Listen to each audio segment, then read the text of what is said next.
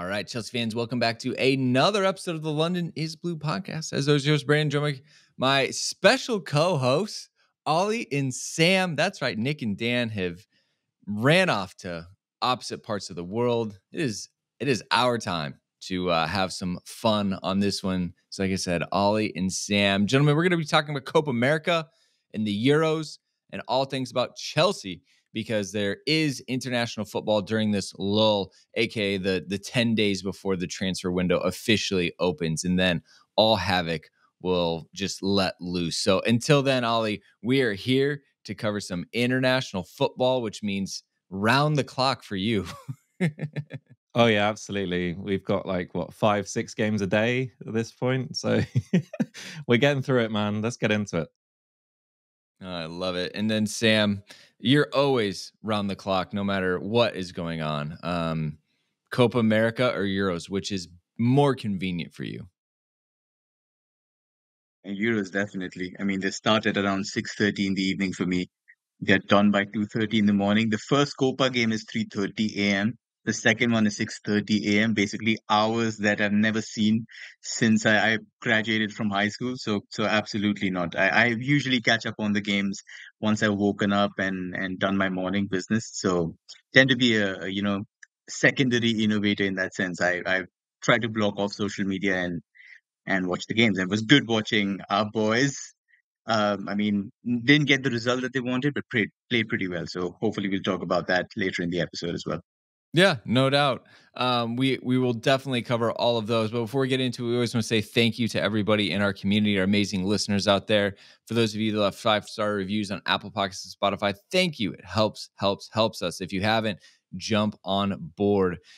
For those that are on YouTube, make sure to go subscribe. Jake has been doing an amazing amount of work there, as well as the crew have been trying to put out YouTube specific content as we head into season 11. So go subscribe. If nothing else, a free way to support us. And then lastly, if you got a few extra bucks lying around and you want to join the best Chelsea group out there, we do have the Discord, our chat server. And then again, for free, we've got Sam writing the weekly newsletter, which is great. So if you need a break from audio, jump over there for the written side of content. But hey, before we get into the Euros, before we get into Copa America, it is official. Estevao has signed for Chelsea. So, Sam, look, I know you did the deep dive, right? I know you broke everything down from his left foot to his right foot to his heading abilities to how fast he is to his background. But let's just have a quick reaction here. So, Ollie, give you a chance. I know that you've been lively in the group chats about this one. Really excited. Chelsea announcing it yesterday. Quote, Chelsea Football Club has agreed a deal to sign teenage forward Estevao Willian from Palmeiras, the Brazilian, to officially join Chelsea next summer, end quote. So, Ollie, immediate reactions, one for the future. Yeah, I mean, huge talent. I was actually kind of surprised how little fanfare the club put into this. I was expecting big promo, some kind of comp, like the player himself put out. But yeah, really excited to see him play, and Kendry, who we'll get onto as well. Just a special talent, a young player who you don't want to kind of heap pressure on in the early stages of his career. But when you had the head of his academy talking about how he's the best they've ever had, and there are comparisons with Neymar and people like that, then yeah, you're talking about a very special player. Sam, again, talking about your long, in-depth breakdown. Everyone should go listen to that, right? An entire episode dedicated to that.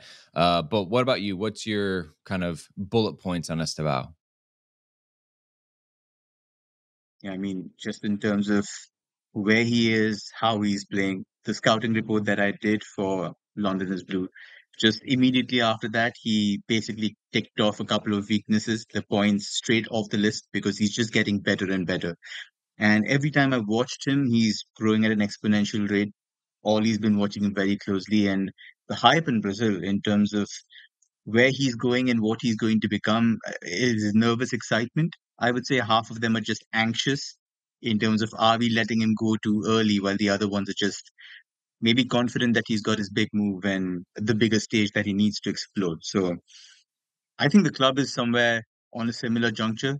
They've done this huge fanfare with Kai Havertz, if you remember, the next Raumdeuter and all of that. I think they're just being cautious this time around. Let's not heap, incredible pressure and call in the next Michael Ballack before he sets foot on English shores. So good on them. I think when I look at the difference between how Brazilians treat Estevao versus how Ecuadorians treat Kendry Baez, I think there's a very marked difference. Because if you go and say he's the next Angel Di Maria, people on YouTube will be like, shut up. Genuinely shut up and let the 17-year-old kid play. Like, just let him do his thing. Stop calling him the next something. So it's great to see two of the biggest talents in South America come to us, and there should definitely be more fanfare, more excitement. And by the time he comes in 2025, I think he's going to be a completely different player. So we'll have to do one more scouting report.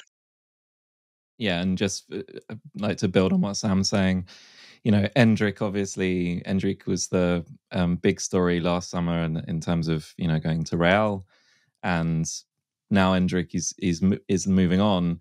Estevao is now going to be forced to fill that role, so it's almost like his development is going to be on steroids. So it'll be really interesting to chart that progress.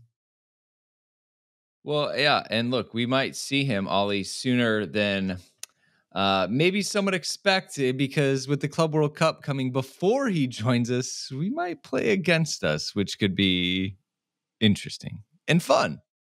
It could be really fun, or it could be very Chelsea in a kind of Thibaut Courtois sense in the Champions League, if ever remembers that when he was at Atleti. Yeah, I mean, he could be drawn against us in the group stages of the Club World Cup, or even if Palmeiras get through, we could face them in the knockout stages, because Leila, who's the owner of Palmeiras, I think it's fair to say her last sticking point is that she didn't want him playing against them in the Club World Cup in the summer. I think that was the last point of negotiation. So the club, or both clubs, are very clear that it was after the Club World Cup that he was going to join Chelsea. So yeah, we could see him on the pitch against us before he plays for us. And then Sam, he's not coming till next summer. Can you just explain that specific reason why? Yeah, I think if my knowledge serves correctly, this happened somewhere around Brexit, where a couple of rules came into play trying to protect the integrity of the English youth system, and effectively made it almost next to impossible for clubs to sign overseas players under the age of 18. So not only European Union, but like basically anywhere else, this is to make sure that local clubs can pick the best local talents, develop them, and not just basically do what we are trying to do, like sell them out as quickly as possible for cash. Unfortunately, the rule doesn't apply to English youngsters, but that's not stopping us. So, but yeah, I think it gives them a little bit of a leeway. You come at the age of 18 and not 16, and you're, I think, more psychologically, physically developed to try and acclimatize to the rigors of the English game, the language, the culture. um, Realize that the weather in Brazil is so much nicer, the food is so much nicer. So, yeah, I think all of that taken into consideration just come at 18. So, yeah, both of them, Kendry and Estevao, will come when they're 18 years old. And again, coming together, what a summer that is going to be. So again, one for the future. Estevao featured 10 times in the Brazilian Serie A for Palmeiras, 2 goals, 2 assists. So definitely, as they call it, his breakout season in senior football. So it's probably good. He's going to have another year there. We're also like paving the way, Ollie, right? Andre Santos has come, David Washington, Angelo Gabriel, a bit of a Brazilian contingency back at the bridge. It's been a couple years. Yeah, for sure. I mean, we were at the stage, a few years ago where it was Emerson Tome and Mineiro who were our main Brazilian contingent at Stamford Bridge. So, the Was standards Jorginho have a close friend? You're right. And yeah, I think he identifies as Italian at the moment, even though he's definitely born there. But yeah, I think, just seeing the level of talent that we're now getting from Brazil is something that actually the academy have looked at on and off for a fair few years. And I think, as Sam's saying, that kind of Brexit pathway kind of forces us to look further afield. And Brazil is definitely a place that the club are targeting very heavily. So not just Andre, but now Esteval and previously Endrick. So yeah, we're looking at a higher standard of player now, and it's really exciting to see what we can get through the door. Look, at the end of the day, you want to be a good proposition, a good home for these young players. And so far, we've got some amazing young talent that are choosing Chelsea, and that will be important. So, anyways, that's Esteval. So we're going to take our first break, and we get back jumping into the Euros. And I bet you listeners can't guess which player I'm going to start with. So thank you to the sponsors, and we'll be right back. All right, for those of you at home who guessed I would start with the goalkeeper, correct. All points awarded to you. George Petrovic is there with Serbia. Unfortunately, he hasn't played yet. He hasn't played a single minute. He did not play in the 0-1 loss against England. Didn't play in the 1-1 draw against Slovenia, which had tons of late drama in that one. And they played Denmark next. So, Ollie, no minutes for Georgia, unfortunately. Hoping that he'll at least come out healthy, which I guess is a silver lining.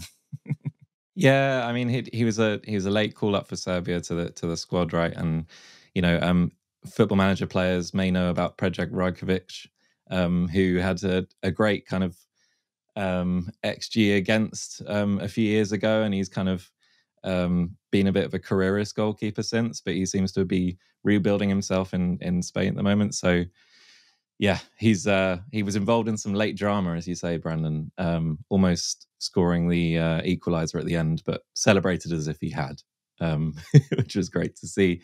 But yeah, in terms of Georgie, I guess he's getting the experience of going to the Euros. Serbia didn't start too well, but they seem to be building into the group and now have a chance of progressing if they can get a win. So yeah, hopefully, if Predrag Rajkovic does drop out, he can get involved and do himself justice. Sam, from your perspective, like what's the value of the experience for someone who Petrovic is still on the younger side, right? Obviously, he played in Serbia, then went to MLS, and now it's Chelsea. Like the fact that he's played in the Premier League and is now in the Euros is a crazy 12 months for him. I'm sure this was not on his vision board last year.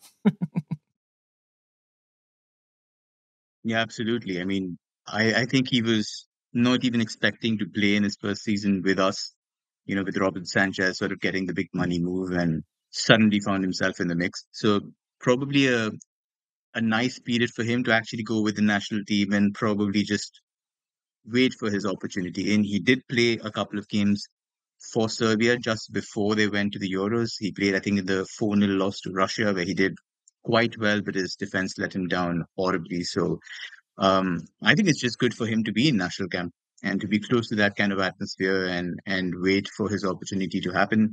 Like Ollie said, Rajkovic was actually one of the keepers we were linked to before we got Edu Mendy because he was playing in France, and Lloyd Cohn, who was our long-standing goalkeeper coach, apparently was very impressed by him. So we had heavy interest with Rajkovic to come and play for us as goalkeeper, but that's how things work. So hopefully he'll be able to come back fit.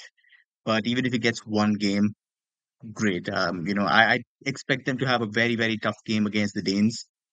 Very good side. So in a way, relieved that his confidence doesn't get a hit because I don't think so. We are going to make their way out of this one. It's going to be a tough game. So you want your goalkeeper to come to his club side with his confidence intact. So fingers crossed.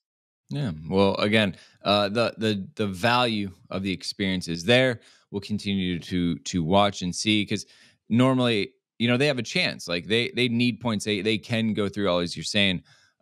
We have seen it. If you've lost the first two games, you're definitely not going to play the third. Some of the managers will rotate heavily just to give players minutes in that environment. But yeah, like I said, barring an injury, I don't see him playing this tournament. But again, he's training. He's staying fit. He's staying sharp. He's traveling and getting a taste of that next level as well. So I think that it's all good stuff for him and his continued development. So it's fine. We're all right. We're good there. Maybe a bit of a standout surprise is Cucurella with Spain. Ollie, correct me if I'm wrong. He's more of a recent addition, even to La Selección and their national team. Yet he's now started and played all 90 minutes in the first two matches. Started in the 3-0 win over Croatia, started in the embattled 1-0 win over Italy. Got a lot of praise in that one. They play Albania next, but they've already advanced. So Cucurella. Yeah, I mean, I definitely argue the standout performer so far in terms of the Chelsea contingent.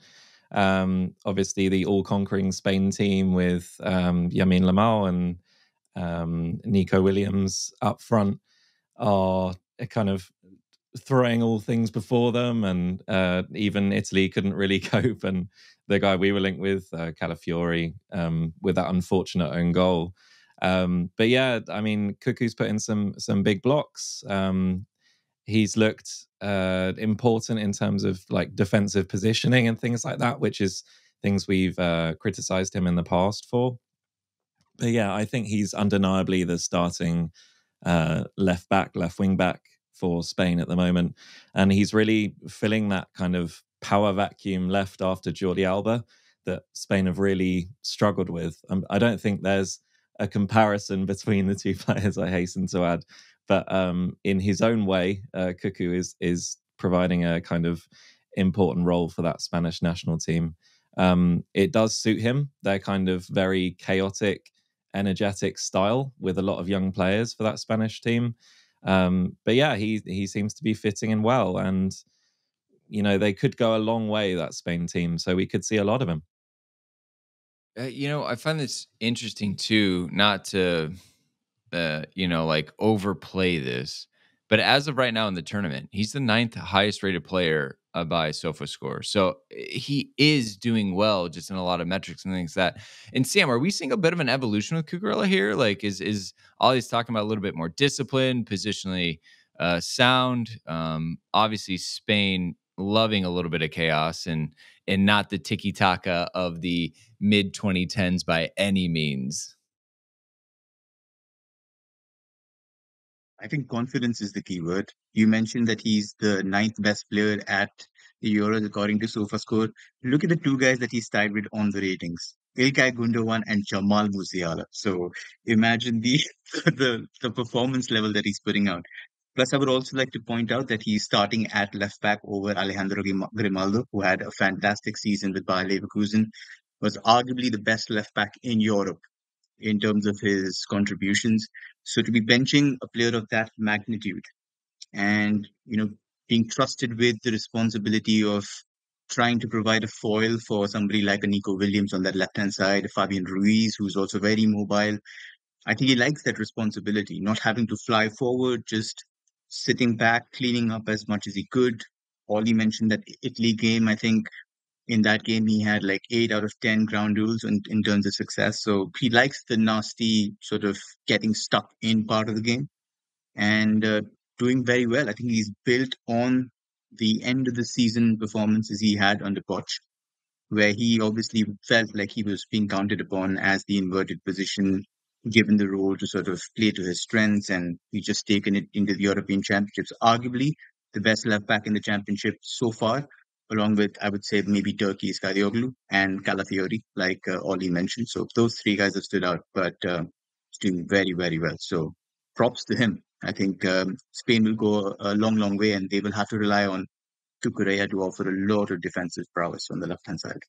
So Ollie, obviously left back has been a weird spot for Chelsea for the last like 4 seasons. We've classically had 3 left backs, including wing backs and traditional left backs, and it's been a bit of a logjam, right? And as we head into the season, Chilwell, vice captain, unable to stay fit yet again. More and more concerns cropping up.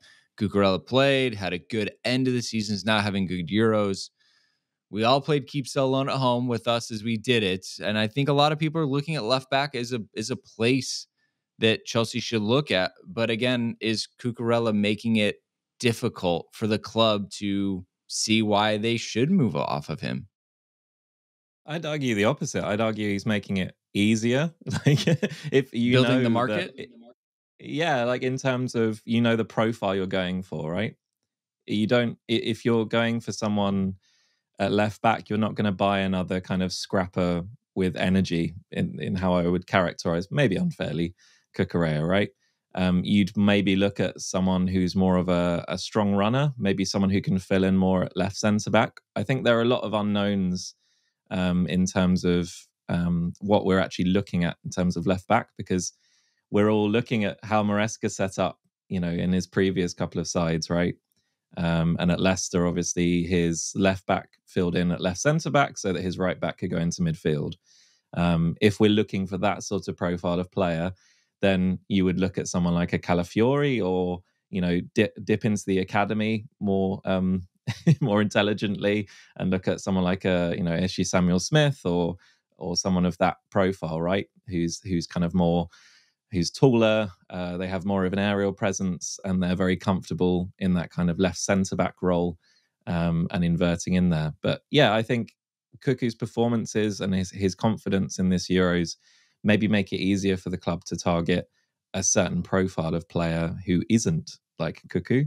I would argue also that, we keep saying it, if Ben is fit, and I will say, if Ben is fit, he offers a different profile, right? A strong running left back in the kind of Teo Hernandez role, if you want to look at someone in this tournament that could be an interesting profile to monitor. So yeah, that's how I'd look at that. I agreed with you on the keeps alone. I felt like you keep both and you'd use the academy to supplement, just because it's such a gamble again this season. But anyway, Sam, again, same thing to you, kind of like with this evolution. I think, at the end of the day, like if you truly just support the players, like this can be a win-win no matter how it plays out for Cucurella. Like we have a player who is developing, playing successfully on the biggest stage, gaining insane amount of confidence for playing for his national team. I wonder what's going on in the co-sporting directors' heads at this point.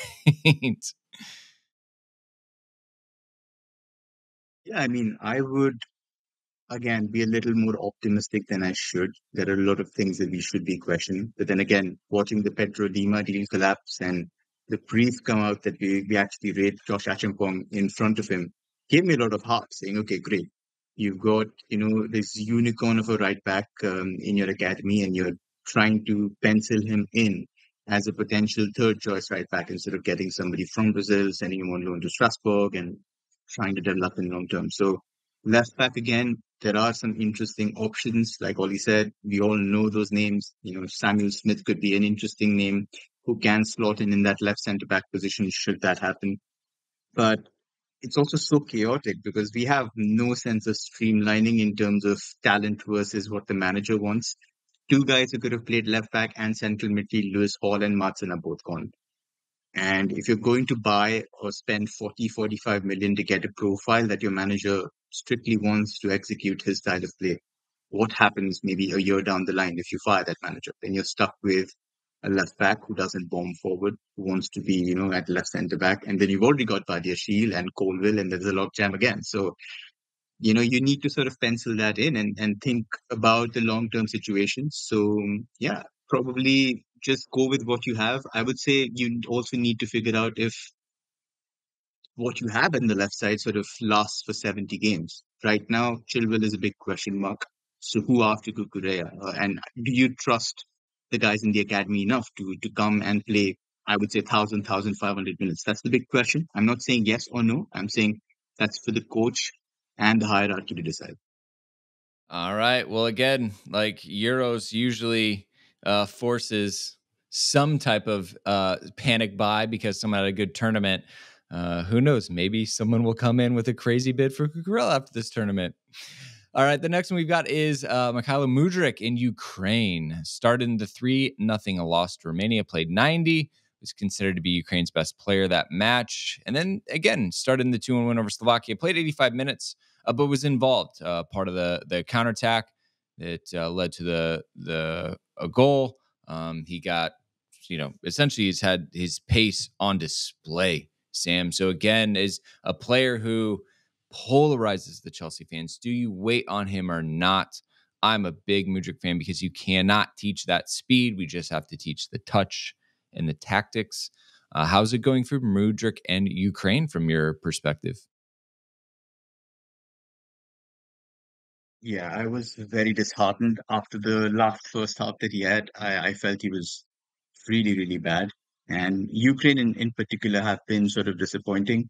I had them as my dark horses, maybe creating some sort of a ripple through the tournament, but in the first, I would say, game and a half, didn't quite get there. But the moment he grew into the game in the second half, so did Ukraine, and I think he's improved. I think he's definitely given a better account of himself on the big stage. Again, is he ready for the level of responsibility that comes through next season? I really, really don't know. I think there's going to be a lot of expectations, especially because we know Maresca relies a lot on 1v1 wingers, and there's a heavy responsibility in terms of also catering for the goal output and the assist output that he got from Fatawu and Mavadidi. So is he ready to get 10 goals, 10 assists a season is the big question. And that's what he'll have to step up to. There's nothing else that will be good enough for him next season. So obviously the talent's there, the speed is there. The question is sunk cost fallacy. What happens? Like, is it worth sort of moving him on? I think it's better to keep the faith. I think, there has been enough in terms of a foundation to think he does get better. So next season will be a lot of minutes on hand. He probably starts as one of the number one 1v1 wingers slots along with Raheem Sterling. So I think fair chance for him to stamp his authority and show what he has. It'll be a good system for him. He'll be allowed to make a lot of decisions that he likes making. And Maresca sort of encourages that to try and take on your defenders 1v1, try and get into adventurous positions because you've got a five-man safety net behind you.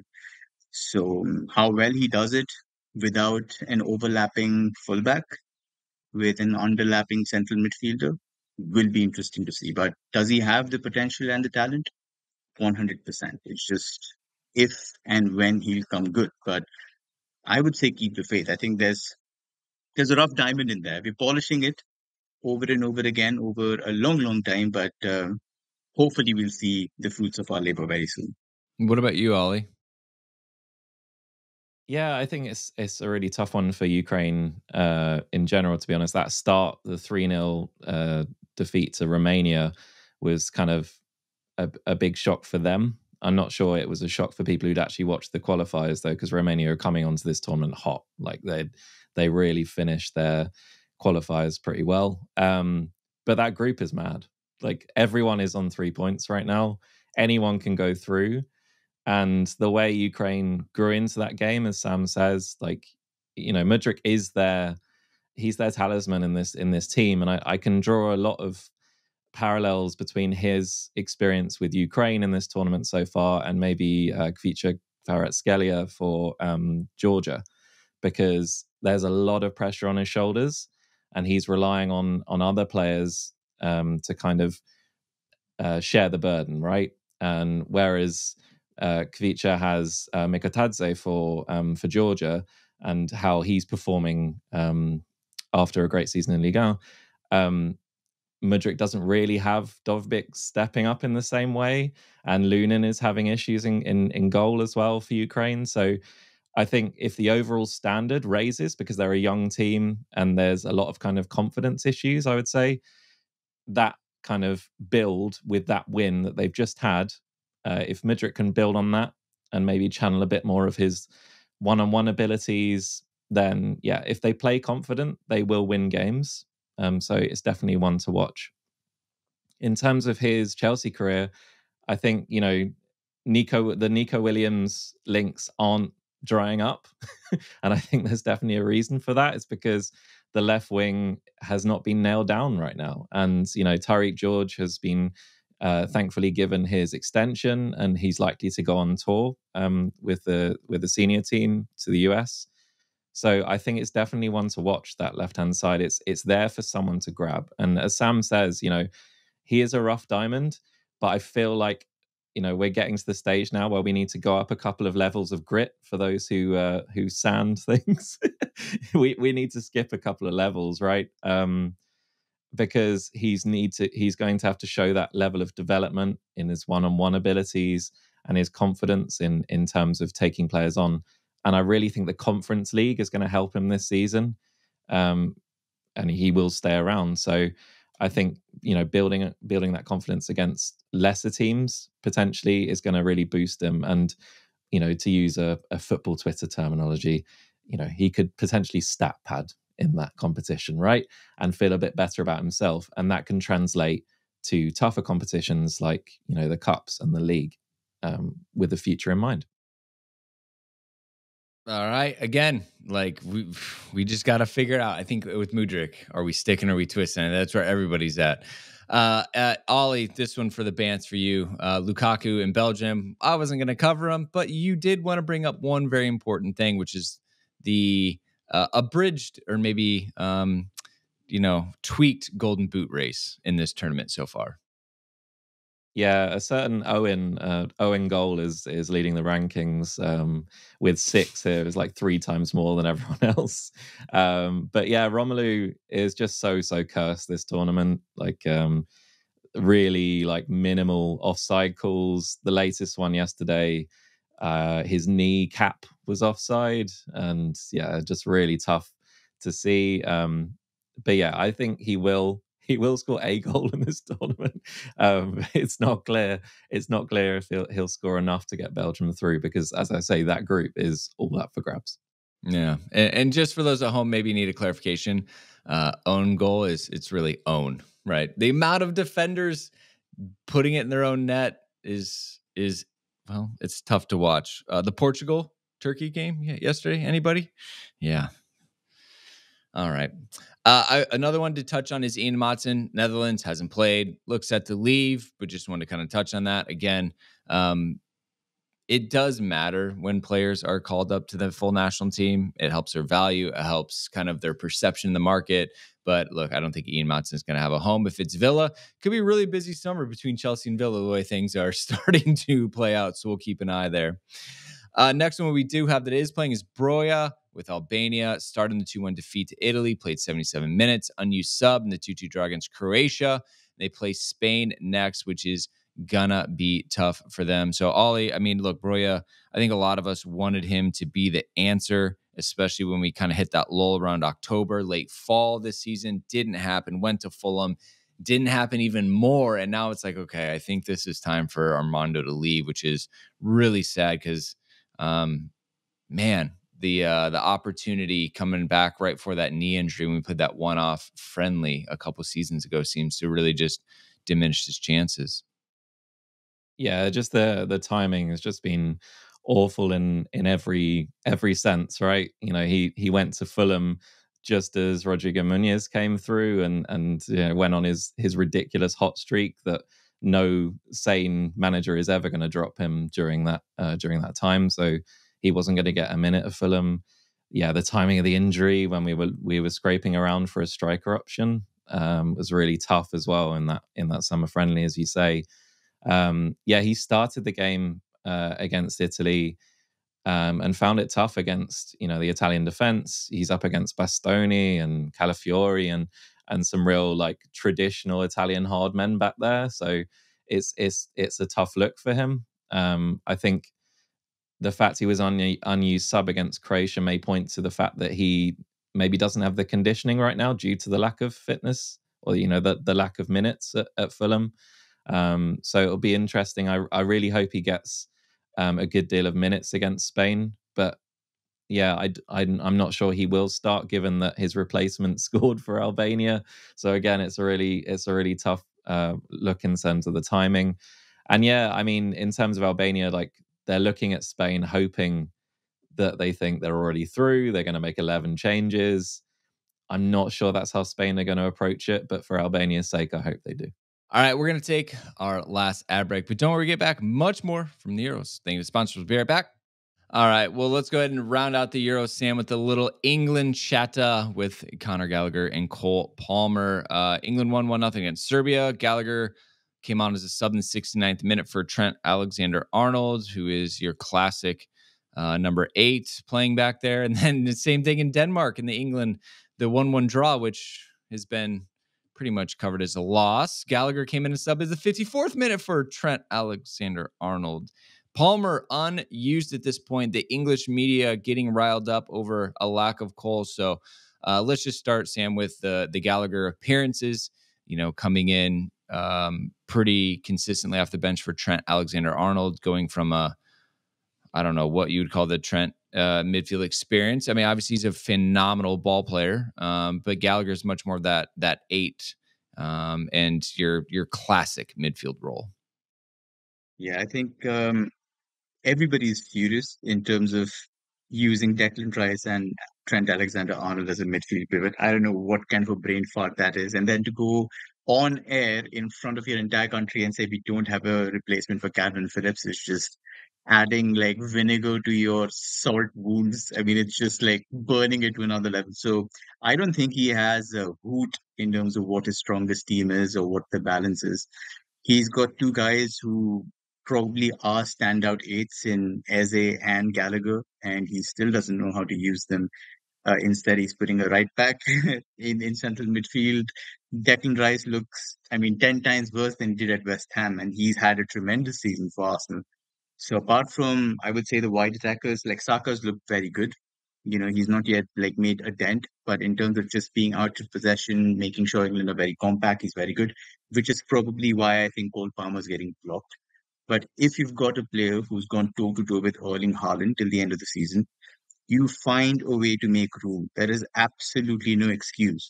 Obviously you've got Jude Bellingham also who's playing that 10 role. So your right wing is blocked, your number 10 is blocked. You've got Foden on the left wing. It's very hard to fit in him. I completely sympathize with that decision, but don't keep him on the bench. That's just bizarre. It doesn't make any sense to me. So I think he should be doing better. Gallagher, the first match, a cameo, didn't really like have much time to make a big difference. I thought Gallagher was poor when he came on against Denmark. He looked all over the place in terms of playing again in the double six position where he struggled under Thomas Tuchel. He's an 8, and you give him the responsibility to attack the box from deeper positions. There are not many players who will give you that kind of drive, that kind of effort. But you ask him to sort of do every single thing like Declan Rice in like a moderate proportion, then that sort of throws him off balance. So he took a clumsy yellow, picked up a couple of fouls, tried to keep it neat. I think he did pretty good in terms of passing, but just couldn't exert the level of influence that he has with us. So tough time for Con. I think he deserves to play in a system that brings out the best in him. But again, with Southgate, you never know what that system is. I don't think he knows either. So I think England are in trouble. I'm not going to lie. I really, really apologize to Ollie, but I genuinely think stranger things have happened in knockout tournaments, but you've got to have some semblance of a structure where at least some of the talent you have expresses itself. It takes a miraculous coach to take this level of talent and make all of them fail together. That's brilliant, but in the wrong sense of the word.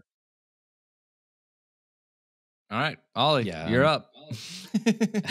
I mean, yeah, you summed it up perfectly. I mean, to your point, Brandon. Like, yeah, we've got a false 8, right? And we're pioneering a false 8 here.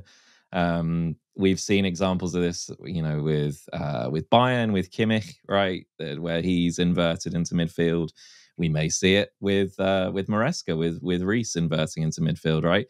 The issue is with both those players, they have a defensive bone in their body, right? They understand the danger in behind them. They don't, they know when to push. They know when to press. They can physically dominate a player, or at least, push them off the ball. And not all of their best characteristics are on the ball. And Trent is world class on the ball, right? His ability to cross, especially his ability to move the ball, is great, and he has a shot on him. But off the ball, essentially the England rest defense, i.e., the players that counter the counter, essentially are just Declan Rice by himself, and he was horribly exposed against Denmark. So much so that there was essentially like just a black hole in our midfield. So yeah, I think that experiment may end. The issue is, as Sam says, that Con doesn't really thrive in that double pivot role, but he's probably going to have to play it. He's probably going to get the 8 shirt because Gareth Southgate has called up 2 relative unknowns on the international stage, right? We have Kobbie Mainoo, who is a great young player, but he's only played a handful of minutes for England, right? And Adam Wharton, even less so. Like, these are great talents, but and they probably have a greater capacity to play in that double pivot role, but they're very young players, and it would almost be like completely irresponsible to throw them in. But at this point, they work better than the options that are there. But because it's Gareth Southgate, he will, go belt and braces. He'll go safe, and I expect that Connor will start alongside Deck, and I just really hope for his sake that he can really take that forward and go through the Slovenian midfield, which, to be honest, isn't as good as Denmark's. So I think that's definitely a plus point for him. My thoughts on watching England are that it's always painful, and it's only really good for injuries and bad press. I've told you that for many years. So this kind of, I can see the press kind of gearing up to blame Gallagher for this. If he starts games over Trent, especially if the Slovenia game goes poorly, because the nature of things is that we've got so many kind of individuals up front who in aggregate look great, but together aren't necessarily fitting very well. So yeah, I think it's it's a bit of a mess for England. I do expect they'll go through. They've already got the 4 points. I wouldn't put it past them to go through top of the group with 5 points, and that would be just chef's kiss, perfect Gareth Southgate ball. Yeah, I was looking through the roster too. I was like, Adam Wharton, who?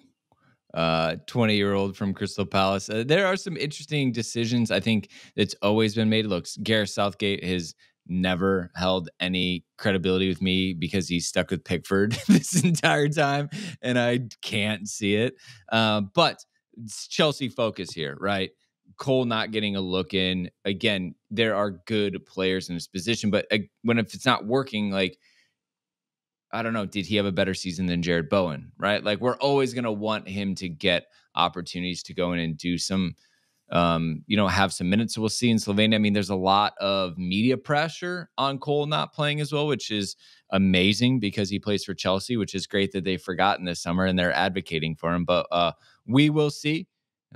England not rolling like they maybe should be or thought they would be. So we want Connor to get minutes. Like you both said, we want Cole to get in and show what he can do on this stage as well. But again, great for Cole to be in this tournament, training, being around top players, staying sharp, and right now, low risk of getting injured.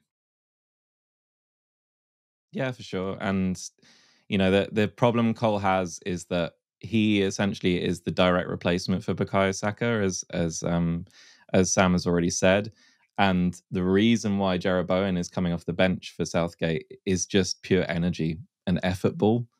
Um, he sees that Jarrod Bowen is going to commit more players towards the ball. He's going to cause more chaos. But to me, when you've got so much possession, or you're trying to keep possession as England do, and Bellingham obviously thrives the more possession he has. You just have to watch the kind of his performances with Real for that to be the case. I think you just have to throw Cole in there to kind of change the mix up, because Foden at the moment, Bellingham at the moment, there's a lot of kind of Steven Gerrard hero ball going on. I think they want to be that man, and that's fine. Like, they're very, very good players, but we need a kind of selfless link up player as well to kind of channel the kind of youthful exuberance that we have up front. And I think maybe you could use Cole in that capacity. I don't want to heap pressure on him in that way either, because I think, the further he is from the mess, the better. But if he can solve it, then obviously his the view of him in the press will be great. And obviously you'd love to have the leading goal contributor in the Premier League to have some minutes on the pitch for England. But I guess that's just a dream for us, right? Keep the dream alive. All right, so enough with the England chat, Ollie. It is time to head across the Atlantic to the Copa America in the North American continent. It is underway, and the first one that I want to touch on is obviously Moy, Caicedo, and Kendry with Ecuador. Unfortunately, lost 2-1 to Venezuela. Caicedo played the 90 minutes. Paez also played 79 minutes, but it went a bit off kilter right away, Sam. The early red card made it hard day out for La Tri. I think they would have hoped for a better start to this tournament. So, anyways, a lot of excitement around this group, especially for Chelsea fans. From your perspective, how did it go? It was actually like very good up until the red card, and Valencia again just felt distraught when he went in for what seemed to be a shot, but caught the goalkeeper on the face and was sent off. But that's Copa America for you. You know, all those kind of challenges are basically bordering on legal. But I thought Caicedo was fantastic. He had a very, very strong game. Was playing in a sort of midfield slash left back position where he was dropping, cleaning up the mess for Latri's attackers, and did supremely well. I thought he was one of the best players on the eve. Kendry had flashes of brilliance. If you do have an opportunity, please go and see this one moment where he waited and essentially threaded a beautiful ball for Incapie on the left flank and then burst into space and hit a shot with his weaker foot, which the goalkeeper had to save with one hand. And those are the moments where I was watching the game and I was like, this kid, we got him for like 20 million, is going to be an absolute phenom. Like physically, he's there. Technically, he's there. He's playing with guys who are like, a decade older than him comfortably, and he's making a lot of them look like, amateur players. So the confidence, the exuberance, absolutely fantastic. By the 65th minute, 70-minute mark, he looked like he was running out of gas, which is why I think they subbed him. Playing with 10 men was tough. But individually, good campaigns for both of them. But yeah, obviously, Ecuador losing, not really an ideal result. Good for us because they come home earlier for preseason. But yeah, I wouldn't want to say that in front of either of those players. But yeah, a good start. He's playing the 10 spot, Ali. Obviously, very attacking player. They want to give him the freedom to run. But again, 20th minute red card is absolutely going to stifle a lot. But it's good for him in the sense he had to battle through and find a way to still be effective. There's still a couple really good counterattacks. Even Moises up there with Kendry and the other attackers, which is great to see. Yeah, for sure. And that's that special moment that Sam was talking about. That's what ended in the red card. Like Ecuador was so on top at that point, and Kendry brought out a great save from Rafael Romo, and Enna just kind of comes in with a karate kick. Captain of Ecuador, by the way, and just leaves them with 10 for like the vast majority of the game, and it was tough for them because they do go ahead. They go ahead through Sarmiento, and again it was a Kendry ball in, and Sarmiento puts in the rebound from the clearance. So yeah, he was involved in most of their best bits of football. Moy had to basically clear up, as Sam said, everything that came his way, which was a lot. And I think just in the end, like just the energy sapping nature of it really told. Venezuela got over the line, and it's now been, I think, 21 years since Ecuador last beat a team from their region in the Copa America. So luckily for them, the other two are not part of their region, so they can get some points on the board. But yeah, it's a kind of astonishing record, really, when you think about the sorts of players that Ecuador have had over those years. But yeah, they've got it all to do with the last couple of games. Yeah, play Jamaica next. They're bottom of the group, need points to stay alive. And I watched the Jamaica-Mexico game. I would say Jamaica probably better than Mexico, even though they lost. So it won't be easy. And then the last player is Enzo Fernandez with Argentina, aka Messi's teammate.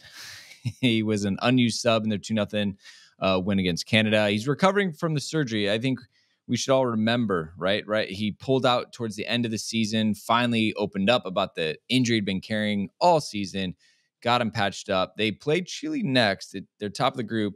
My understanding, Ali, and you can correct me if I'm wrong, is Enzo should already be available.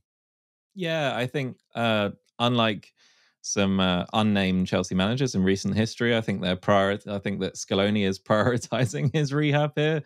They didn't need him against Canada. Like Argentina have a lot of strength and depth in that position. Obviously, in their starting 11, he would play. But I think when you're thinking about him coming off this, major surgery, and having played a few of the warm-up games where he looked a lot freer and a lot more like the Enzo we know, then they want that player further through the competition. And Scaloni has just created this machine in Argentina that are horrible to play against. They can beat you off the pitch. They can beat you on the ball. They can bully you. And yeah, I think it's almost like the arrogance of saying we don't need Enzo right now. We want him further in the competition where he can really, kill teams off with that ability on the ball. So yeah, I think we'll see Enzo a lot more the deeper the progression Argentina have in this competition. Yeah. Sam, one thing to touch on the Copa America are the pitches and the empty stadiums. So I will give you dealer's choice on which one you would maybe like to touch on. Well, I think I've never been good with math, so I'll leave the ticketing aspect to both of you gentlemen. But yeah, I generally think like the condition of pitches for AFCON as well as Copa haven't been anywhere close to what their level of football merits. And the amount of injuries that happen on those turfs is again a disaster waiting to happen. So um, again, I tend to feel like the players don't care. They don't mind as long as they get to play football. That's also like the slightly underwhelming part of it. You want players to demand better conditions. And it's happened where a lot of players have spoken out and have complained about conditions. So hopefully we won't have any long-standing 7, 8 month layoffs because somebody's boot got stuck in a hole somewhere. But this happens almost every single time in one of these tournaments. So fingers crossed. I generally don't think any club wants an asset that they paid big money for to go into one of these tournaments and then come back, sitting in the waiting room for like 2/3 of the season or more.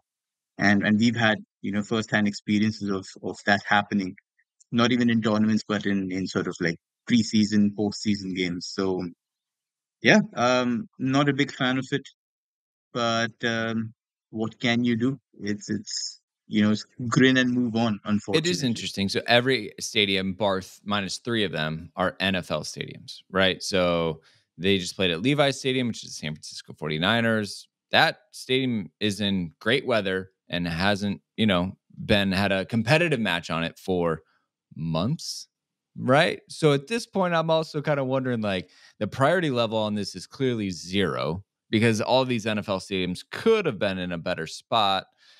There are 3 MLS stadiums, which is interesting because the MLS season is going on right now. So, um, those actually might be in better condition just because the MLS season's halfway done.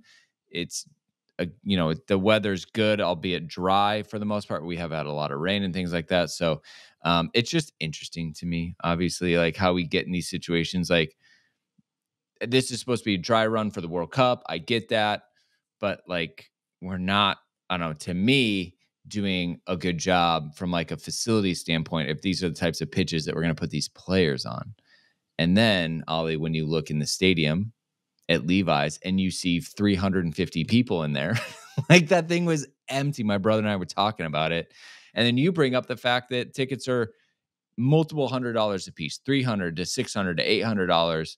It's the same thing my brother is saying. Why wouldn't you want the stadium to be full so you can pressure test the system, the staff, like the flow, all of these things? And nope, let's just make is some money that we can. When in reality, like that's a short little short-term kind of profit versus long-term success coming into this.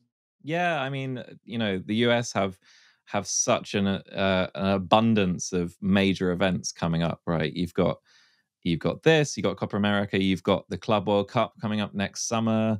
You've got multiple Premier League clubs visiting for preseason in the coming months, including Chelsea. And then obviously the World Cup on the other side, right, which is shared with Mexico and Canada. So there are going to be concerns around this, right? And I think, as you say, like for me, it makes so much sense to stress test in, frankly, a less pressurized environment in Copa America because the eyes of the world are going to be on you for the World Cup. Maybe less so for the Club World Cup, but especially the World Cup, right? They're going to be looking at facilities, the way things are handled, stuff like that, right? And yeah, there are plenty of examples when hosting major tournaments where you kind of, you gift tickets to the local community just to stress test this kind of stuff, right? You get them involved, you get them kind of buying into these major events, and they feel a part of it, right? So when you see it go up on, major resale sites for like $600, like just a low level seat, it's like this is not accessible for the vast majority of people. So you only get the very kind of hard line, in this case, like Ecuadorian and Venezuelan support, right? And that leads to not a great spectacle for the TV viewer. And it's not like it's not like Levo Stadium hasn't been full before as well. Like it's just it's not like it's not ready for these major events. So yeah, it does feel like the priorities are a bit askew. And as you say, like MLS is still going on, and the vast majority of their kind of best pitches are in use constantly throughout this kind of mid-season period, right? There's no break. So yeah, I wouldn't say it's just Copa America either. In the US, like we've had issues in Germany, right? They relayed pitches for the Euros, and there have been pitches that have been cutting up a lot, and there've been concerns around that. But in the US, just seeing like artificial pitches still from a European perspective or a South American perspective, seeing that kind of artificial turf or the use of NFL stadiums in this way isn't a good look. And I don't know, it's not the view of the US that I think they should be pushing to the world, when you're seeing brilliant players on these pitches, right? And when you've got half full stands and maybe the pitches aren't the best, it's not the best look. 100. I just think it's a missed opportunity. Yeah, 100%. And it's just to add, Brandon, the Cricket World Cup is also going on in the US and the West Indies. So it's just a great summer for the US in terms of building themselves up as this, home for sports, and to be able to showcase full stadiums everywhere. Like New York, India's been playing in New York, and I agree, like Indians are everywhere. So a lot of the stadiums are filled by Indians, but you want Americans to come and watch the sport as well and make it as accessible as possible. So yeah, the facilities should take precedence. The pitches should take precedence. Artificial turfs again. I think when we were playing Wrexham in last year's preseason, we both got a press release saying that they're going to be rolling out, I don't know how many tons of natural grass to make sure that Chelsea had a proper grass pitch to play on in Keenan Stadium. So that was refreshing to see. But then the pitches after that, and Kunku got injured against Tottenham. So you want those facilities to be top notch. And obviously, you want your players to play these fixtures and to be able to sing praises and come back and say, I've got 99 problems, but a pitch ain't one. So yeah, hopefully. Yeah, I was building up to this joke. Oh yeah, I could see both those eyes roll back. Mission accomplished. So I can end this episode on a bang. Saved This is it why you for have me the here, huh? end. Thank you. Wow, Thank going you. out with the bang, Sam. Appreciate you. Yes, the United States could do a lot better. Ollie, to your point on the NFL, a lot more NFL players are starting to try to find a way to sue the NFL for artificial pitches. So this could be a big reckoning in general, with the U.S. completely changing. And if you wanted a way to spread the cost out to a lot of people, this would, over the next 2 summers, would be the way to do it. So anyways, that's going to wrap up our international Chelsea coverage. Really appreciate you listeners out there sticking with us during the summer. A lot more coming this week. We got Matt Law from the Euros locked in, and another episode TBD, but I'm on it. So anyways, Ollie, Sam, appreciate you both so much.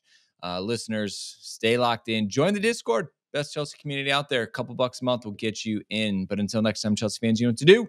Keep the blue flag flying high.